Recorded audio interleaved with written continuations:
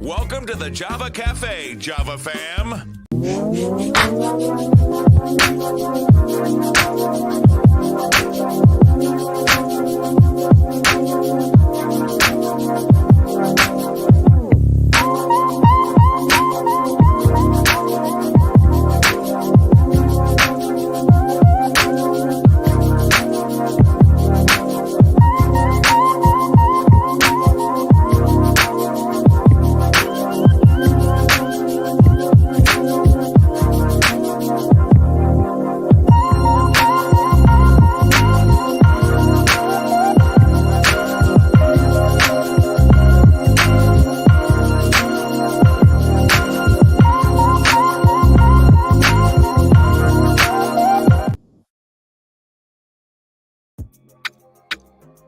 Good morning.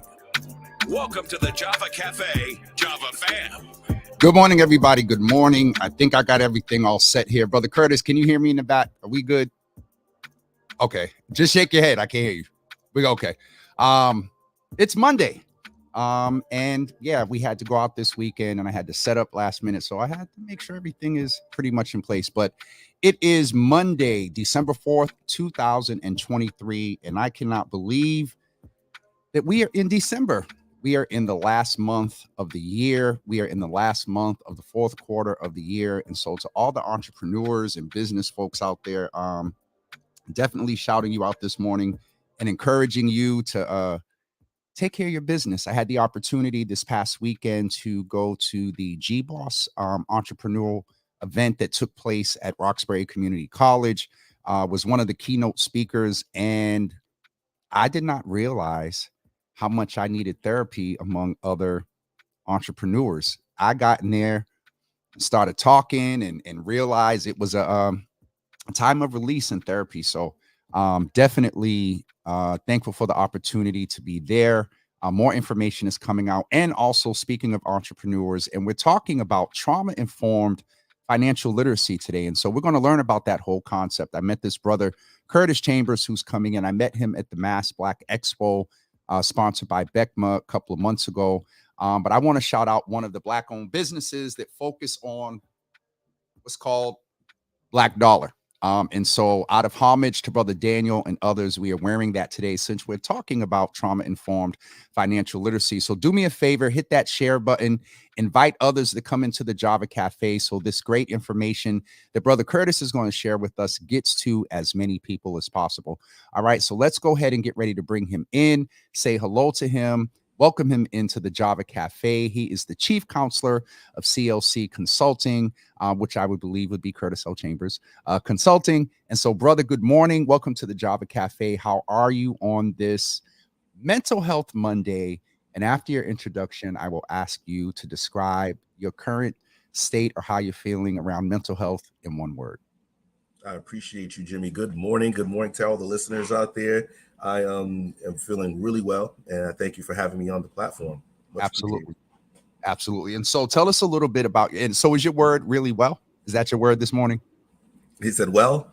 Yeah. Is that your word for like your Monday mental health? Just tell us how you're feeling in one word. If it's well, that's fine. I just want to, okay. I'm good with well. You're good with well. Okay. Mm-hmm. So tell us a little bit about yourself. How did you get into this space? First of all, financial literacy, and then we'll go into your specific focus of trauma-informed financial. I have a whole bunch of ideas and questions, but I want to hear from you. So how did you get on this track as a Black man in the world of finances? Excellent question. I would say by mistake, but it's probably kismet because I started off doing in-home therapy. So as part of a two-person team, there would be a bachelor's level and a master's level clinician going into the home, working with families. And I'd start to see a lot of repetitive cycles and things, the patterns started coming up. And people were fixated for whatever reason on some of the, outer edges. Hey, this kid is this, labeling folks, a lot of shame, a lot of things that finger pointing and not digging deeper and seeing either what's the cause of this or what could alleviate it, because this is the manifestation of so much other things. And it'd be so much times, Jimmy, where like, I'd like to delve a little deeper into that, but we have to pivot over here. Yeah. So you get what I'm saying? And so I'd have a lot of opportunities sometimes to talk and see, and it goes into my history a little bit because I grew up in Boston, but also lived on the West Coast in San Diego. Didn't know till I came back, the difference between growing up around the way and being in a suburb. But when I saw that, like, hey, going for a walk, these are interventions that we take for granted. A lot of people are privileged with that could, bring things down. But when we're, scrunched up together, you can't go for that walk. When you're worried about community violence, you can't go for that walk. When you're worried about trafficking and things of that nature. Yep. So it's like just little things, and maybe getting on the softball team, playing, karate, but you don't have the money to do that. Why don't you? Because I noticed that you have this over here. So without being judgmental, you might point a couple things out and say, I wonder if you tweak this a little bit, could you be able to do these things? So it was the very beginning and the nexus of me looking to see, how can I be more supportive in this realm? But it wasn't quite a fit doing in-home therapy. Yeah, it wouldn't be. And so I want to help the audience correlate the fact of when you said that, going on the baseball team or doing things, a lot of the activities for our young people and families involve finances.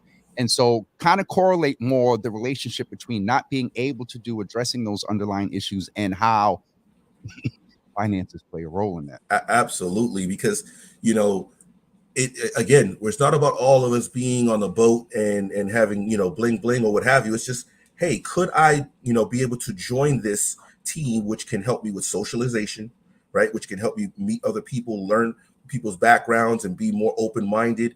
These are the things that can help us out. We can bridge gaps, form alliances, but because there might be 2, 3, 5 kids in the household, I can't just give it to Jimmy and not give it to Curtis. So nobody gets, and so we're suffering. And then people they're pent up right on top of each other, which isn't an accident, the projects, you get it. So we can go there if you want to go there, but it's like, so now you're think about a soda bottle, you're shaking it up, it's going to explode at some point when it is an easy remedy, but I don't mean to say easy in the fact that just throw money at it, because some people don't have that extra dollar.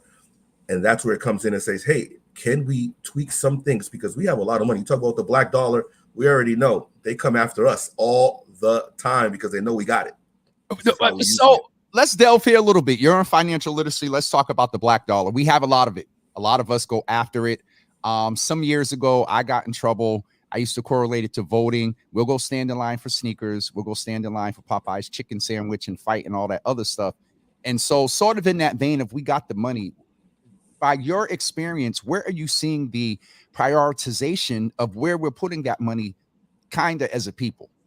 Yeah, well, folks will succumb to the mass media, will succumb to the programming. That's why I call television programs, right? Because they're programming you not just with the commercials anymore, Jimmy, within the program itself. Within the programming, a product placement.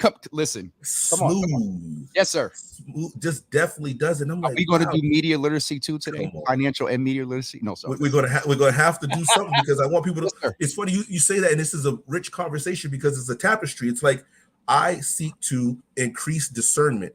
Right. Because when we start talking about trauma impacts the brains in many ways. And so emotional regulation, cognitive decision making, executive functioning. So when I increase discernment, which means I want you to know about what's going on. We just talked about a piece right there, yes, societally, systemically. When you increase that discernment, you can decrease shame. And so that shame is what keeps us bound. And when we start talking about people that were either incarcerated or dealing with other sort of transitions, that shame will paralyze us. And it's not on accident. And so we make some of these decisions that we probably wouldn't make, but we're not able to access that part of the brain when we're in a trauma state, when we're in a scarcity state. So it gets deep. And that's why we make some of the decisions that we probably cognitively know we shouldn't make. That's interesting because deep down inside, I'll be transparent. Have I at times prioritized, wanting something to do something? Usually it's good or something, a mix of need and want. And, I got, let's say, for example, I got a $200 bill. But this thing that I want costs $60. So guess what I'm going to do? Or guess what I've done in the past? I'm going to, as we say, put a little something on the bill, the $140, and I'm going to get the $60. And so sometimes we don't realize that. And I don't want to go too deep because, here and there, people have said, Jimmy, make sure you're not, delving too deep into the negative. But a lot of our bad decision making around finances, we don't even realize the root of why we're making them. And in sometimes real time, we don't realize that we're making actually a long-term bad decision. Bingo. You hit it right on the head, man. I'm going to take you on the road with me because seriously, we're going to crush it. Because when it comes to some of these other categories, I slow down slow all the way down to speed up. You know, when you play on a softball team or a baseball team or whatever, sometimes you wouldn't even get to touch the ball until we go through these steps first. You know, Yes, you're sir. like, hey, when can Yes, we sir. shoot hoops? We ain't Yep. shooting no hoops right now. We're running drills. We're going to do the mental aspects, you know, things of that nature, because I'm telling you, there's a lot of things happening. We have to think about the systemic, the societal, the generational traumas, the relational ACEs, right? Yes. Adverse Yep. childhood experiences. So these are excuse me, these are the things that are impacting us.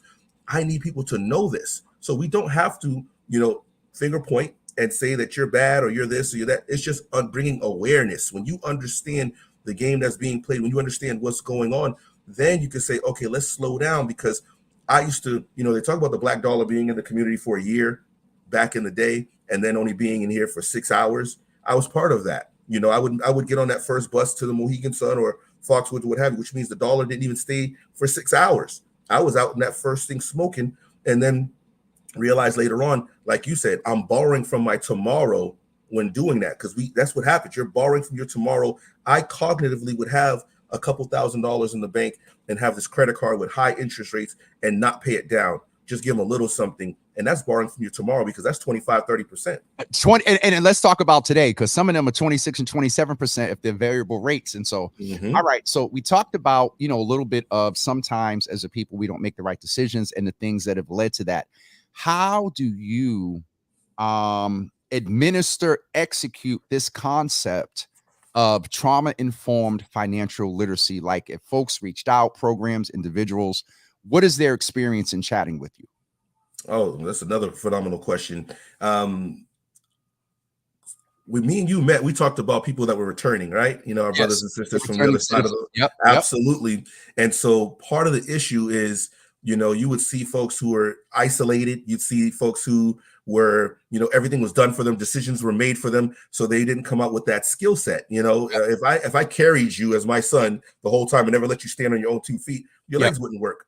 So that's part of the issue that goes on behind the walls. And so we come together as a cohort, and we'll do cohort style learning so that we can socialize, start to pick each other's brain, share resources. So that's one format of delivery, is a, you know, 8 to 10, 12 you know, person class, and we get together for about a couple of months and we learn together in that way. We also do one-on-one coaching and things for more personal nature. Hey, can you help me out? I have these goals or what have you. So that would be maybe 3 to 6 months of one-on-one counseling.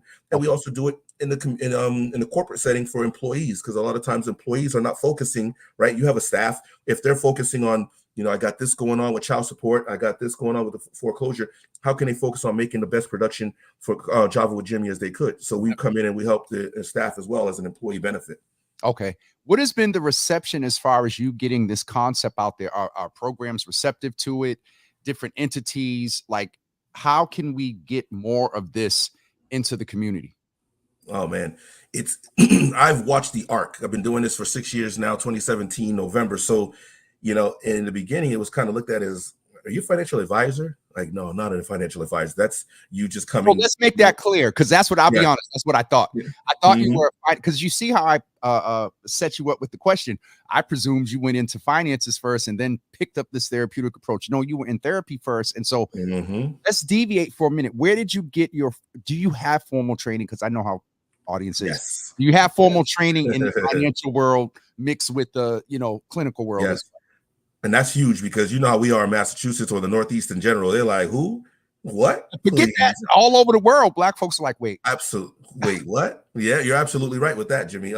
Because once I saw that this is where I wanted to go, it was like, oh, okay, you study psychology and human services. Okay, that's my bachelor. So you got the psychology piece, the mind, how things work, how the brain functions. Well, let's go ahead and delve into the financial side. So as an accredited financial counselor, that's a body that's been around for 30 years. You know, it's something where it's accredited. You have to do continuing education. That's the thing that people want to know. Not only that you show proficiency in a skill set, but that you continue to stay on the cutting edge and learning. Yep. Trends and different things, especially with what's going on in finances post-pandemic. So you do have the financial training, you have the behavioral health training. Okay. Absolutely. So if someone, let's say Tay, she's listening right now. Let's say she hits me up and says, Jimmy, you know, I listened to him and I want to reach out. What is what is that experience? What happens? What's the first thing that happens with Tay? Excellent. Good morning, Tay. Thank you for listening. What would happen is she can reach out and we can have a Q&A session, right? We're going to just, discover if it's a mutual fit, find out what's going on with her. Because a lot of people are like, are you going to charge me for this? No, we just have a conversation. So let me, okay, go ahead and finish the process. And then No, absolutely. I love it. I love the discourse or what have you. You're Yes, my brother. sir. So, Yes, sir. this is what it's about. Because again, I want to make sure the barrier to entry is not there where someone could really benefit from something. And because you said $50 or $100, they're like, I'm going to make $100 decision when I could be going, get my hair done or something like that. I'm not, this sounds okay, but I ain't got it like that. I want you to understand why this could benefit you and how this can help you in the long run. So I want that barrier to entry to be lowered so that we can build that rapport and see just how this could benefit. Absolutely. So you have the question and answer. Let me jump into that because again, I know how we are and you're, helping people with financial literacy. I'll just ask it like this. Is this your full-time gig and how do you get compensated with this? Because, you're also worth, let's take it to the Bible. A workman is worthy of his or her hire. And so where does the cost factor come in for the individual? That's an excellent point as well, because I would love to go into an organization that would bring me in. I have one right now, a local nonprofit. They have about 100 some odd employees and the community that they serve. Yep. So the conversation is such that I'll get it from them. So when I meet with Tay and with everybody else, they're all set. Now, there's something to be said for having what they call skin in the game or what have you. So if you didn't have an organization behind you, then yes, we can do something either on a sliding scale or something on a one-on-one out-of-pocket basis. But no, this is not full-time because I have an organization that I work with that supports it, a nonprofit that I do this through as well. And they know about my, I have my own practice, a side hustle. Exactly, because everybody needs it. Because if you only have one source of income, that's too close to none. Wait, you wasn't supposed to stop there in the middle of me taking a sip. I thought you was going to keep going. Okay, but I wanted the dramatic effect to impact people so they could hear that one is too close to none. So we hear the concept of multiple streams of income, and that is really real. I've never really heard it placed like or articulated like that before. That one source of income is too close to none. I've heard one paycheck away, living paycheck to paycheck, but one. That's why you got to have multiple streams of income. Okay, so ideally, this is where we get into folks being able to advocate and go to their organizations or local nonprofits. Ideally, you would want to service the community through collaborations with entities and nonprofits, municipalities, maybe.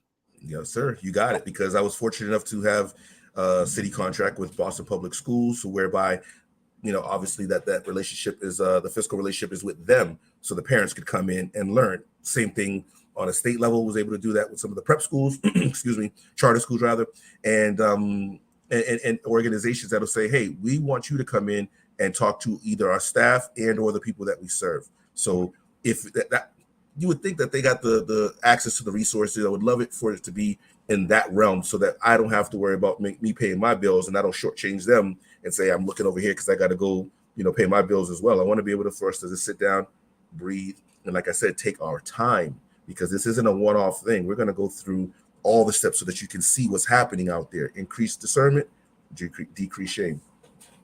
Increase discernment, decrease shame. I like that. You have a actual video presentation that I'd like to play for the folks. It's about 3 minutes. So you all hold on, watch this, because in here, do you break everything down and the whole process of everything? It's a great introductory so people can see exactly what's going on.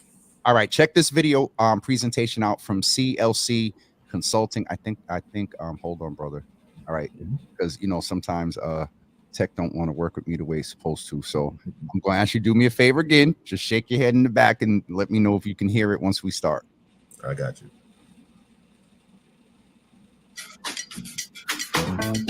My name is Curtis Chambers, and I'm a financial health counselor. My journey started about 5-10 years ago. Family were getting together during the holiday season, and we were just talking about what drives us, what we're passionate about. What I noticed is there were a lot of common things going, a lot of common challenges with regard to economics, self-sustainability, access to resources. So I decided to go to school and study psychology and human services. a short time later, I also decided to become certified as a financial health counselor. These things work in tandem because now I could show people some small, minor adjustments that could lead to massive changes in their life and their households. A lot of families have challenges tied to finances. I just saw a lot of things where I'm working 2 and 3 jobs, or I don't have these resources, or if I had a little bit more time for self-care, what is that? With that being said, I said, man, if I could help some people budget and do just little tweaks. And I saw some great things start to happen when their credit scores went up. So they didn't have to work that second and third job. So they could come back home. They could go to these things. They could have a spa day. You understand what I'm saying? That process starts with taking a look at what's going on, whether it's looking at your credit, your finances, your goals. So we can talk about your current situation and start there, or we can talk about your goals and how to get there and kind of reverse engineer it. So the way that we deliver, the way that we accomplish the work comes in several different forms. It comes in the form of personal one-on-one consultations in your home or at your office. It also comes in corporate trainings, 1 and 2 day staff trainings.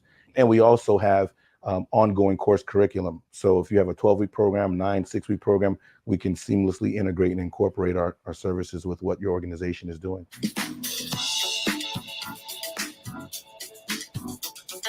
As a problem solver, I love challenges. I love puzzles. Me and my son do puzzles all the time. Hey, how's it going? Nice to see you.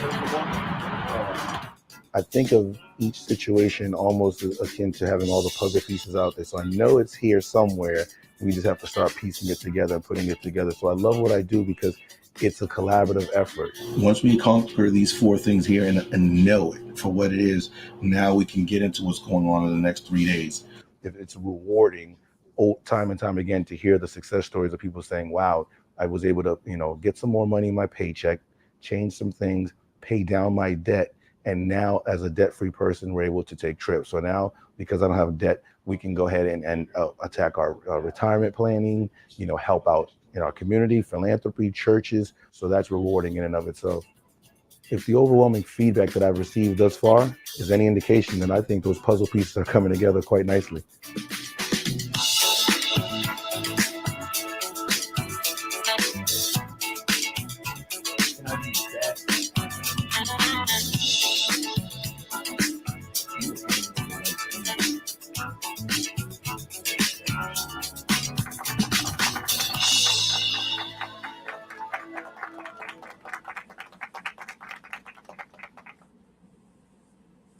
There's my mic. So, ladies and gentlemen, that was the video presentation from Curtis O. Chambers Consulting, or CLC Consulting, and it is. I'm just really excited. My brain is sitting here running, and so when that happens, that becomes interesting. So, what I'd like to do is see, and if you're down to do it, sometime between now and the end of the year, I'll get folks in a Zoom. Java with Jimmy will do some sort of CLC, at least if you don't mind, for like a good half an hour, just one-on-one presentation. And I, and I'll do my best behind the scenes to kind of connect you with some folks and whatnot. But that's one of the things I want to do. And I'd like to do it before the end of the year because, this time of year, go to finish. I seen the point. I know what that means. You can finish the Absolutely. Because the patterns, Jimmy, is such that we keep doing the same things and fall into the same pitfalls. We talked about mass media and being savvy there. And so we finance and mortgage our future to, make, I don't know, you want the PlayStation X and this and that. And I get it. But we should be planful during the year instead of waiting for them to, case in point, quick aside. There was a little meme or video online where it showed Target. I shouldn't even say the name, but it showed Target and it had the price, let's say $5.99. Yo, and the young lady. Yo, I seen it. Black Friday, same price, but it said Black Friday. So you mentally, you're like, oh, it's a Black Friday deal. That's the game that's being played. Yo, that's a whole. No, we need to have a media financial literacy panel or something, because that. Wait a minute, hold on. Kathy said, well, it's so hard to have self-control at this time of year. With her saying that, let me park here and give you an opportunity, because we'll clip this for the parents and do a quick little commercial. Can you speak to the parents that this time of year, they take themselves in dumb, ridiculous debt because they believe that, and I get it. Let me put myself back on here. I get it. as a parent, as a 3, 4, 6, 7-year-old, you want that child to be able to go to school, have the same experience as others. Oh, on Christmas morning, I got this. They all got smartphones now, so they showing each other, texting each other pictures and all that other stuff. That's a whole nother combo. Can you speak to parents and encourage them around wiser spending during the holidays based on Kathy's point? It's self-control for yourself all time of the year for me. But this year for parents, this time of year for parents, it's a lot. So what should parents really do to balance wanting that joy and pleasure on Christmas morning? And in most cases, most of the kids do what? They toss the toys aside and they doing what? Playing with the boxes. So speak to our parents about making sound financial decisions this time of year. Good morning, Kathy. I appreciate the vulnerability, and the transparency. This is an opportunity for Kathy, as well as myself, as well as whoever else. You can be a biological parent or you can be a surrogate parent, to have these conversations, because we keep doing these fits and stops, as opposed to making it throughout the year. Why can't we start thinking in January about the trip that we want to take, or about the PlayStation that we want to get, so that we can do the things? Hey, is it snow removal, the neighbor's yard? Is it earning some money? Is it putting down $10, $20 so that we can start to support and encourage and foster those positive habits that we want to do around money? We can foster conversations, because all too often money is a taboo conversation. The kids in the corner, and yes, we want them to be kids, but to their level, we want to be able to start having these conversations to say, it doesn't just grow on trees. Here's how we do it, so that we could do it little by little. So you're not just getting a sticker shock to the system. You're not just whipping out the credit card and continuing to have these same cycles. In January, you're dealing with the issue again, and they never let you breathe, because every month there's a campaign. Every kiss begins with K's.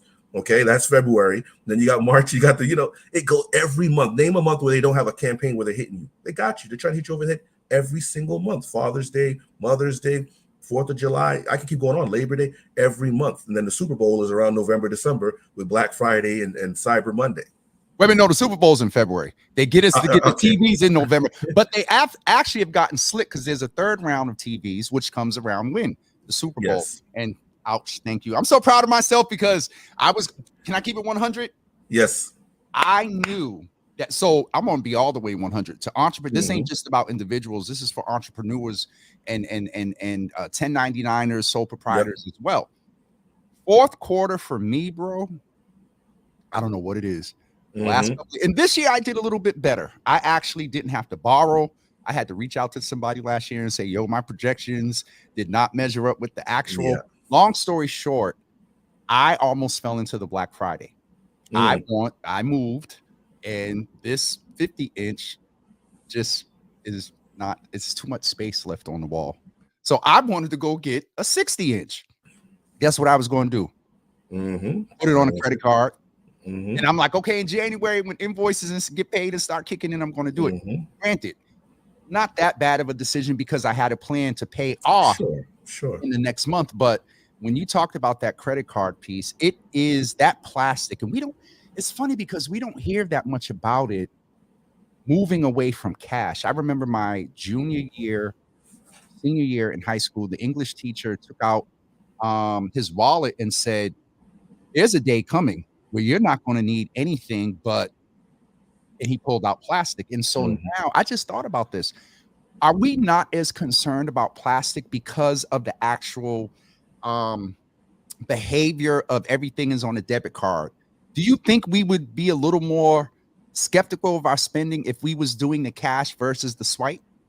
Absolutely. And that's why, I should have given you some more context. I was being facetious when I said the Super Bowl. I meant the Super Bowl of finances and economics, because there's a buildup to November. No, you're good. No, you're good. Yeah. So, because that's the big time when, it's called Black Friday, because they want to get back in the black.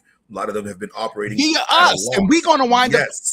Now, listen, Curtis, to some, this may be elementary. Jimmy, you're bugging. You didn't know. Black Friday started for the businesses to get back in the black. Absolutely. Where were you 2 weeks ago? Oh, I'm sorry. That's our fault. Black Friday. And we wind up getting in the red over getting them back in the black. Yes. It's elementary to some. I get it. But listen, this is one of the reasons we have these type of conversations, because You just don't realize talk about television programming, financial programming, credit. Dude.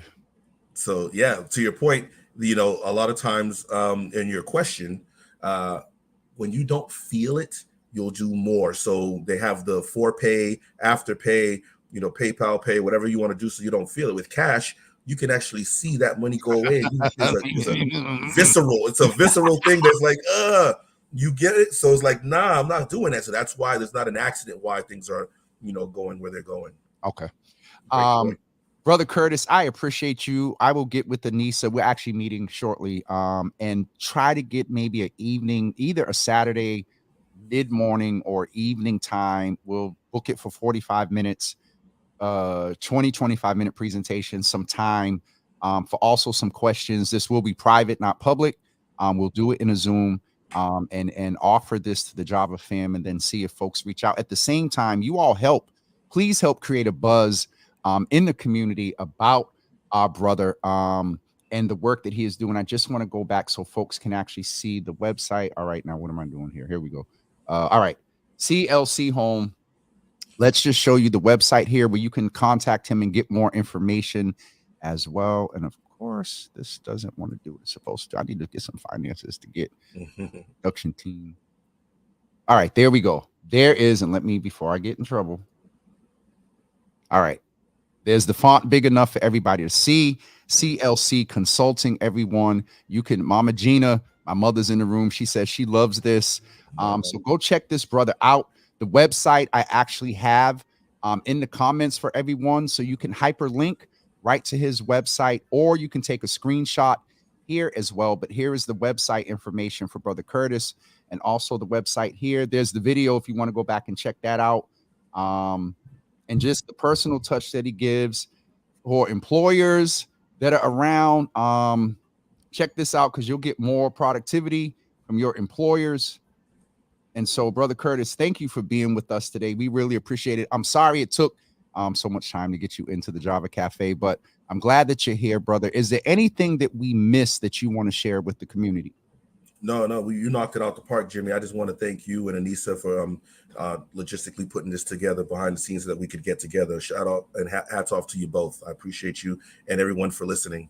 I definitely will. So what we'll do, we'll advertise it and then give folks a time to sign up for. I forgot what my limit on Zoom is, but we'll let folks come in if they definitely want to do it to start off your percolate your finances for 2024. That's what we'll do. Percolating your finances for 2024 with CLC. And we'll get that date sometime before the end of the year to do that with you. I appreciate it. All right, send the link. Naraki, here it is right here. You can click it right in the comments, because y'all know if I start doing for one, I'm going to get in trouble. I don't do for everybody. But there it goes right there, Naraki. Screenshot that or just click the hyperlink, because we're getting ready to end. If you are with Union Capital Boston, you get an hour today. Brother Curtis, actually, I have to pay some bills and make some announcements. So I'm going to let you go and take care of that. But thank you for being here with us. Keep us abreast of other things you're doing. And I'll be sure to mention your name in many rooms that I'm in where this comes up and where the underlying of getting this resource could actually be an asset in spaces where people just may not be thinking about it. I appreciate you. Thank you so much for all that you do. Sir. Absolutely. Much Thank love. you, Brother Curtis. I'll be in touch, man. Blessings. Let's grow. All right. Thank you, sir. Folks, please go check out the CLC website and support our Brother Curtis and get the information out there. 2 entities, folks over at UCB, reach out to Eric and say, Eric, we need to bring Brother Charles in to do a workshop. I can't do that right now. And Ma said, thank you to Brother Chris. So what am I getting ready to do? I want to let you all know what is going on in the Java Cafe for the rest of this week. Shout out to Anissa, who is working in the background to ensure that we have good information and good guests out for you. Tomorrow morning, it is just Jimmy. It is just me tomorrow. There's going to be a lot of information to share tomorrow. Just a side note real quick before we talk about tomorrow. Tonight at 9 p.m., we are not casting the Murder in Boston video. However, I'm going to be watching here, commenting. It will be in the background. Hopefully Facebook and whatnot won't cut us off. The sound won't. I'll probably have to have a headphone in. But we're not going to cast the video, but we're going to come in here and watch the movie together tomorrow. I mean, this evening at 9 p.m.